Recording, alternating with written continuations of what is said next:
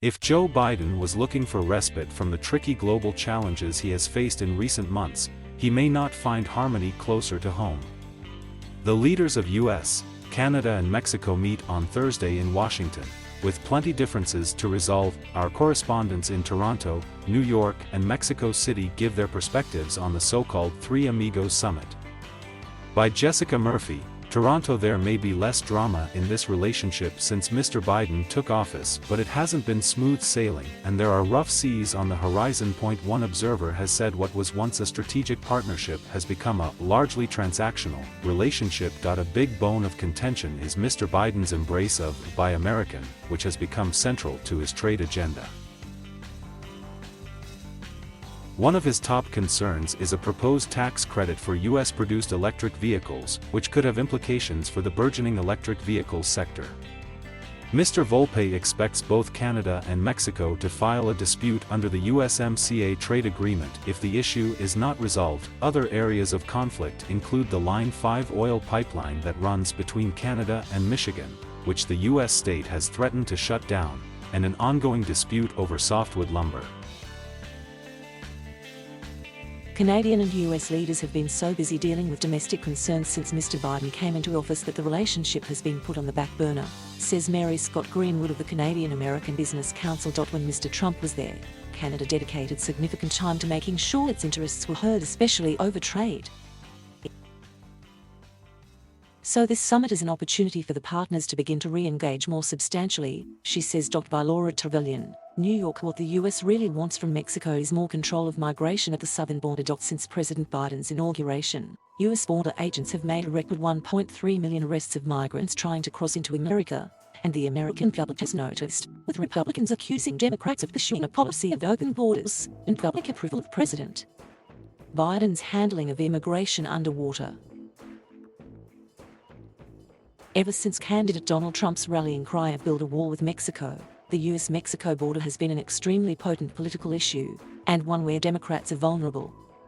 Conservative cable news coverage of the caravans of migrants from Central America heading through Mexico to the US border are a constant headache for the White House. So when President López Obrador meets President Biden in Washington, it's hard not to imagine Mr. Biden noting with approval that the number of migrants taken into US custody along the border decreased for the third consecutive month in October. More of the same, please, Mr. Biden might tell his Mexican counterpart. Looking ahead to the first summit between these 3 and 5 years, the US ambassador to Mexico Ken Salazar underlined its importance. The North American continent holds the keys to the future of the world, in terms of functioning democracies and economies. Our strategic alliances and imperatives for the US are much more closely tied to Mexico and its thriving future, and Canada and its thriving future, than they are to China. By Will Grant, Mexico City. After the turbulence of 4 years of President Trump, Mexico has welcomed a more sober tone from the Biden administration. The unhelpful rhetoric about Mexico somehow paying for the border wall is gone. Whether on trade or security, conversations are being conducted in what diplomats consider a more serious and less capricious manner. When combined with the solid ties with Canada too, the diplomatic tone is altogether calmer in North America. But from Mexico's point of view, there was an upside to Mr. Trump's fixation on immigration. President Andrés Manuel López Obrador found he was left largely in peace on other bilateral topics. At the outset, the Biden administration said things would be different. For example, Democratic senators pushed hard for higher labor standards in the reworked North American Free Trade Deal, USMCA.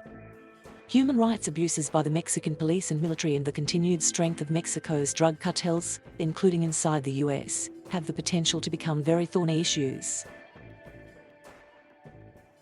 As a staunch believer in non-intervention himself, President López Obrador appreciated the hands-off approach under Mr. Trump and would have been happy to see it continue. Certainly, he is not a fan of any language he considers to be meddling in a neighbour's affairs and wants respect for the key word, sovereignty, at all times. Still, for Mexico, this is undoubtedly a chance for a reset in a more conducive environment for negotiation. And while immigration continues to supersede all other cross-border matters, the Mexican president may find he has more room to push back against Washington than he'd imagined a year ago.